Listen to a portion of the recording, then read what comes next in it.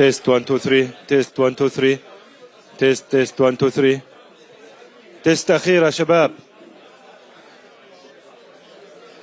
مايك تاعنا موجود، بدك إياه؟ وين أحطه؟ عفوا المايك وين أخليه يا سيدي؟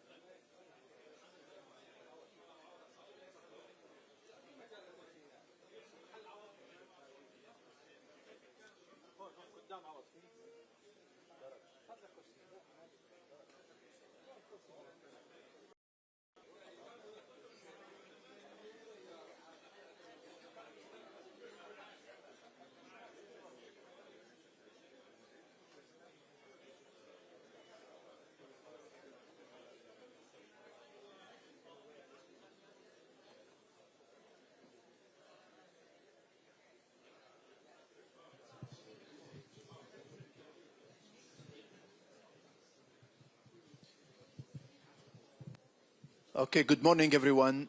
His Excellency, the Prime Minister, will be here in just a minute or two. And then we will start right away.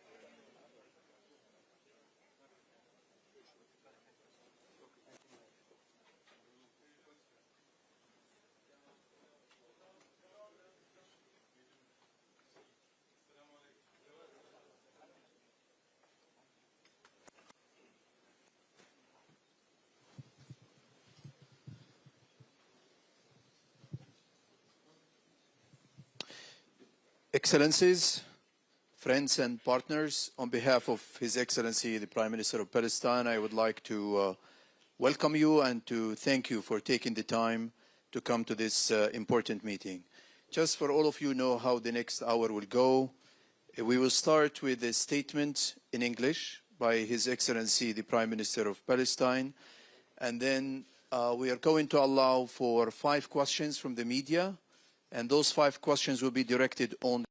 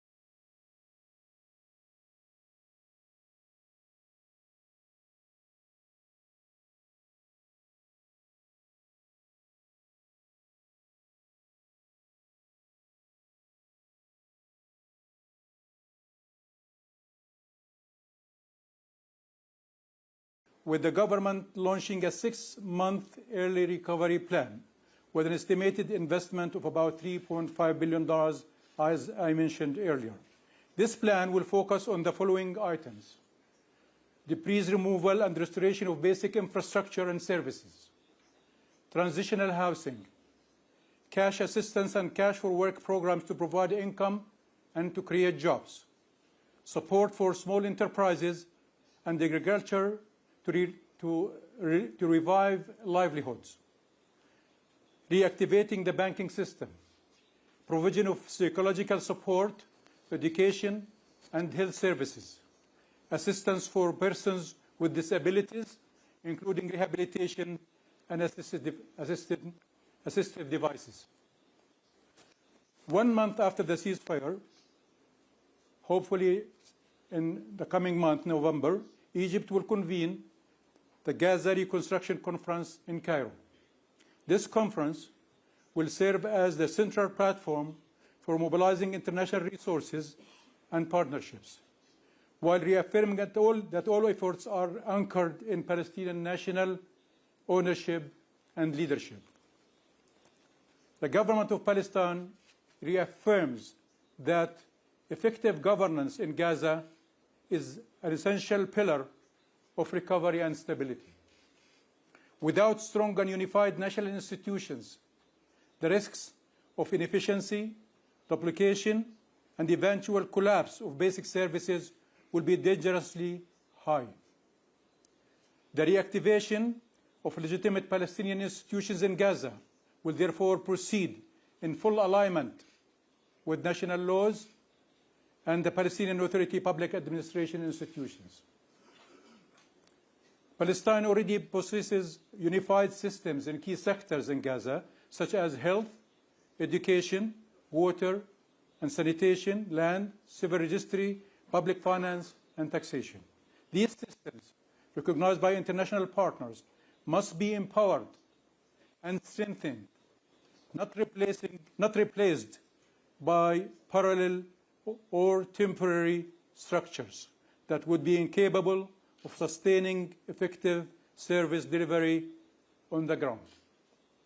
This process will be implemented as a part of an ongoing national reform program focused on transparency, accountability, and institutional performance, with active support and audit of international partners.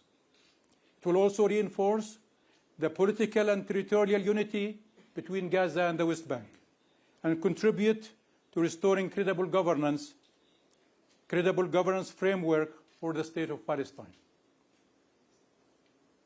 The Palestinian Authority's approach on the issue of security in Gaza as a central pillar of its broader national vision for unity, sovereignty, and the realization of the independent state of Palestine on the 1967 borders with East Jerusalem as its capital. The government, therefore, reaffirms that effective security and governance in Gaza must be nationally owned and led, rooted in national institutions and consistent with international law.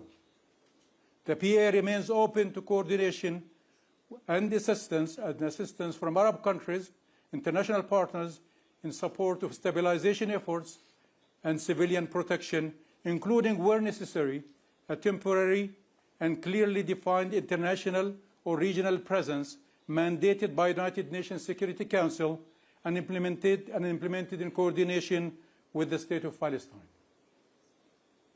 Such arrangements must be time-bound and fully subject to Palestinian sovereignty and legal authority. Police training programs initiated with Egypt and Jordan are already underway.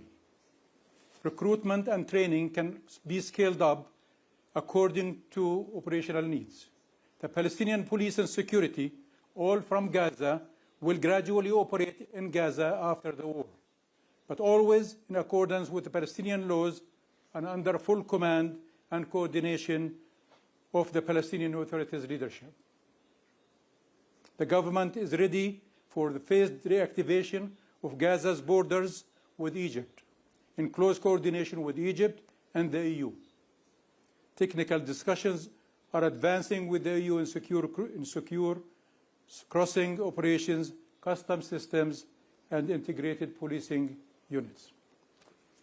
In conclusion, the government of Palestine has built a coherent, technically grounded, and institutionally led framework for Gaza recovery and reconstruction. The Gaza Recovery and Reconstruction Implementation Program, the Arab Plan, and the established operational structures and financing mechanisms, we are all ready to move from planning to implementation the moment post-ceasefire arrangements are finalized. Our message to the international community is clear. Gaza's reconstruction must be Palestinian-led, Arab-backed, and internationally supported, ensuring not only the rebuilding of Gaza, but also the restoration of hope, dignity, and stability.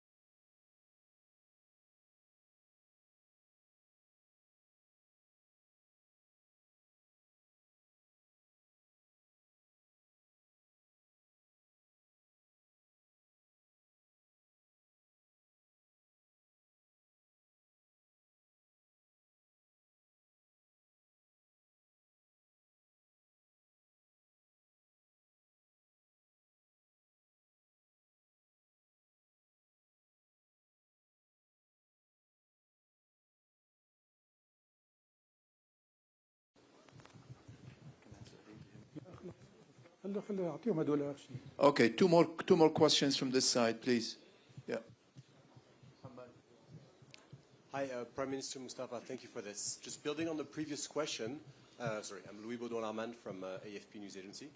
Building on the previous question, I'm just curious to know whether the Americans or any other international partners gave you any guarantees or told you about how they will ensure the PA has a seat at the governance table in Gaza. Thank you. Okay, thank you. Now I need to be biased. We need the local media, if possible. Anybody here from the local media? Arabi. Okay, يلا تفضلي. شكرا دولة رئيس الوزراء. إيمان عرقات BBC. يعني فيما يتعلق بهذه المرحلة الانتقالية، هل هناك أسماء متفق عليها فصائليا مع حركة حماس فيما يتعلق بالمجلس الانتقالي؟ سؤالي الثاني فيما يتعلق بالأموال التي أشرتم إليها وتحتاجها يعني هذه الخطة للتعافي المبكر وإعادة الإعمار، تحتاج للدعم. هل توفرت شبكة الأمان المالية العربية؟ هل لديكم ضمانات دولية لتوفير كل هذه الأموال التي سوف تحتاجونها خلال على أقل تقدير السنوات المقبلة؟ شكرا. Okay. شكرا. Prime Minister. Okay. الصبية. Okay. Yep. Emily Gordine from Deutsche Welle, thank you so much. You mentioned earlier that Palestinian police is already training in Egypt and that it will enter Gaza eventually when the war is over. According to Trump, the war is over. How's that training going? When do you expect the Palestinian police to enter Gaza? Thank you. Okay. Okay. Thank you, Prime Minister. Okay. Can you hear me now without a microphone? Okay. So I'll first make a general response about guarantees, because I think there were several questions about guarantees.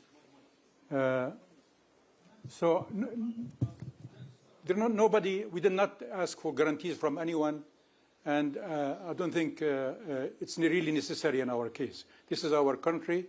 We're talking about Gaza, which is part of the state of Palestine under international law, under international agreement, including, by the way, under Oslo agreement with Israel. So there is no question in our minds about our right to govern in Gaza. We know that there is an occupation in Gaza today, just like there is an occupation in the West Bank today. So occupation will not prevent us from exercising our rights under international law. But second, obviously, this is not an easy situation. There is the war did stop, but a lot of arrangements still are not in place in governance, in security, in logistics, and so on and so forth. But we will be working hard with all our partners in the region, international partners, international institutions, to make sure that all these issues will be addressed as we move forward. So having difficulties and obstacles should not be a reason for us to be prepared, have the plans, have the teams, work on the issues that needs to be resolved. So that's my response on the guarantees. In terms of needs also for the successful implementation of the program, I think the needs goes beyond planning, obviously, but it also starts with that. We are now at the stage of planning, and we have done that successfully, and in coordination with international partners, regional partners, and based on previous experience and international best practice. That doesn't mean that everything is ready for implementation tomorrow. We know that there are governance issues, there are security issues, there are financial issues that needs to be worked on. On the financial issue, as we all know, the beginning will be with the international conference that will be held in Egypt. That's the place where pledges will be asked for from the partners. But in preparation of that, we have prepared these documents that I mentioned earlier, because donors need to know what are they investing in. So we hope that the donors will be forthcoming, will be supported, provide financial and technical assistance to help us implement the program. But there are already also discussions with international partners, development partners, on the arrangement for accepting these financial resources, putting them in a trust fund, how the trust fund will be managed. It was agreed how it will be audited, and how the money will be dispersed, so that we all, as we go to the international conference for reconstruction, donors will also be assured that the money will be well managed, audited, and will spent. Now, nothing will happen if the border crossings are not opened. Therefore, I talked briefly about Rafah, but Rafah is only a short-term solution primarily for humanitarian and civil issues. As you know, the crossings that we need to open are the crossings between Gaza and Israel. And Israel, therefore, is expected to open the borders so that goods and material, equipment, and so on can get into Gaza and reconstruction can then be implemented. So there are logistical issues. Security issues, of course, we have witnessed some events last couple of days, but also Israel continues to occupy most of Gaza and controls the access to it. So this has to change, obviously. But again, that's a discussion for a different place for a different time, because whether the meeting in Sharm el-Sheikh or other meetings that will follow, well, I'm sure will address the issue of security arrangements and the implementation of it as agreed between the parties in Sharm el-Sheikh. So yes, of course, security is required. Logistics has to be facilitated. Money is needed. But this will be, of course, the work that we have to do, us and our partners, in the coming days, weeks, and months. So I'll say now a couple of words in Arabic for questions in Arabic. يعني أود أن أقول أيضا بالنسبة للتفاهمات الوطنية، وهي أمر أساسي، لأنه في النهاية جهدنا الوطني هو موجه لكل أبناء شعبنا الفلسطيني وخاصة في قطاع غزة، وبالتالي نحن معنيين بأن يكون هناك جهود وتكامل في الجهود بين كل الأطراف.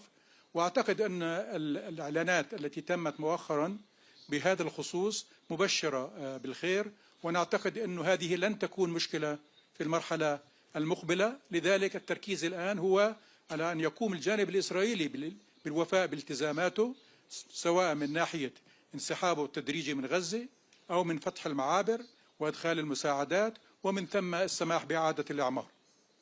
لكن لا أريد أن أحد أن يعتقد أن هناك نزاع فلسطيني داخلي على الحكم في قطاع غزة.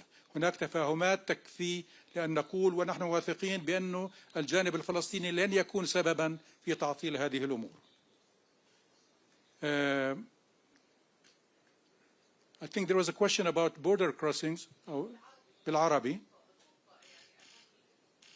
يعني الخطة كما ذكرنا سابقا هي خطة تم إعدادها من خبراء فلسطينيين بقيادة وزارة التخطيط الفلسطينية وبمساعدة من الخبراء دوليين وعرب، وتغطي هذه الخطة 56 برنامجا يغطوا 18 قطاعا ومئات من المشاريع تم إعدادها بطريقة مهنية، وتبني على الخطة العربية التي تم التوافق عليها في مؤتمر القمة الطارئ في القاهرة أو في مصر شهر 3 سنة 25، واحتياجات التمويل التقديرية بناء على المؤسسات الدولية المحدثة، لأنه كان في أرقام سابقة ب 53 مليار دولار، لكن هذا كان تاريخها هو شهر 10 السنة اللي فاتت. الآن في شهر 10 25 الرقم ارتفع للأسف من 53 مليار إلى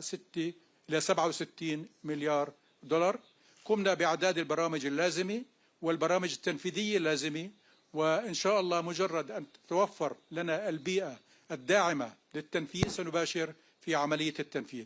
احنا طبعا نعي أن هناك احتياجات إدارية ولوجستية ومالية وأمنية من أجل إنجاح هذا البرنامج، لكن طبعا كل شيء يبدأ بالخطة والدعم لهذه الخطة، ومن ثم إن شاء الله مؤتمر الإعمار سيتولى موضوع التمويل، المباحثات السياسية والمتابعات السياسية ستتولى موضوع الأمن والحكم، وإن شاء الله الأمور تسير بشكل جيد. لا نريد أنه أحد يعني يحبط من العثرات اللي بتصير من وقت لآخر، هذا شيء طبيعي في أوضاع من هذا النوع، لكن إحنا نقول بشكل واضح أنه مهما كانت التحديات والصعوبات، موضوع إغاثة أهلنا في غزة وإعادة إعمار غزة وإعادة بناء مؤسسات في غزة وربطها ودمجها في مؤسسات الحكومة الفلسطينية في الضفة هي أمر وطني ضروري وأولوية وطنية سنعمل على إنجازها بدعم من الإخوة العرب والشركاء الدوليين. شكرا. المراحل يعني تتشكل من 3 مراحل على مدى 5 سنوات. طبعا احنا نعرف انه يمكن العمل ياخذ اكثر من 5 سنوات، لكن يعني كل شيء يجي في وقته.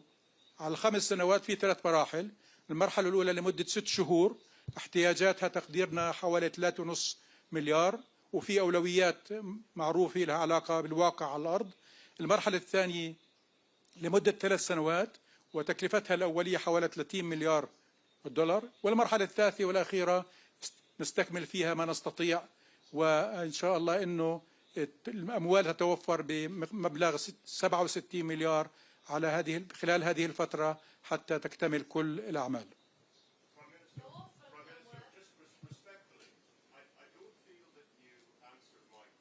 What is your question again? My question was, first of all, 12 months from now, Okay. who do you think will be running Gaza? And my second question was, do you think Hamas should disarm now?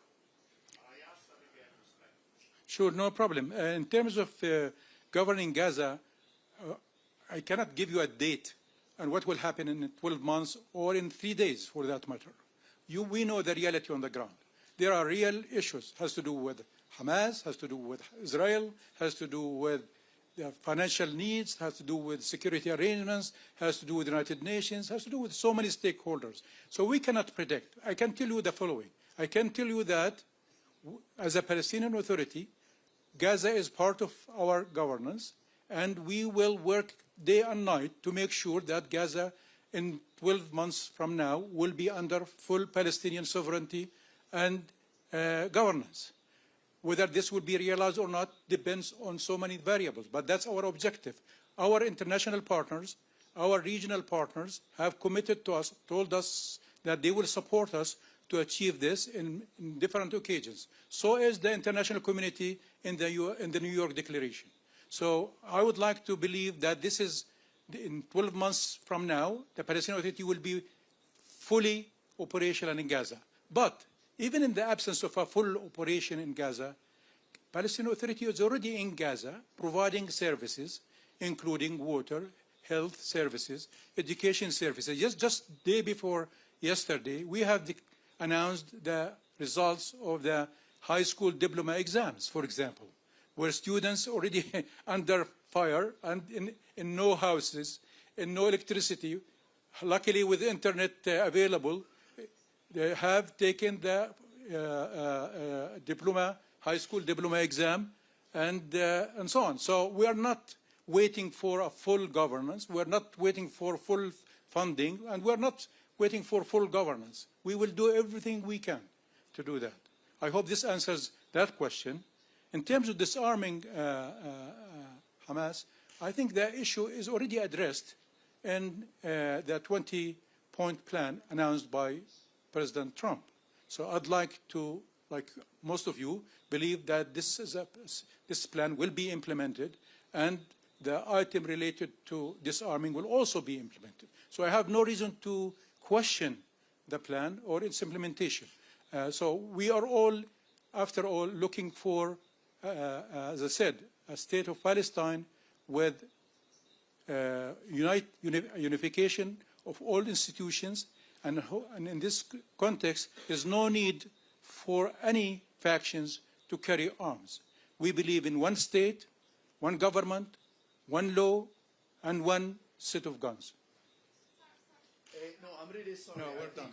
I think we need to finish this part of the meeting to move to the next part of the meeting. So please, for the media, if you can exit the room to allow us to continue the meeting, please.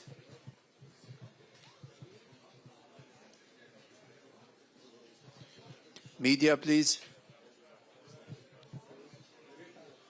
Thank you for your interest, and thank you for coming to cover the meeting today.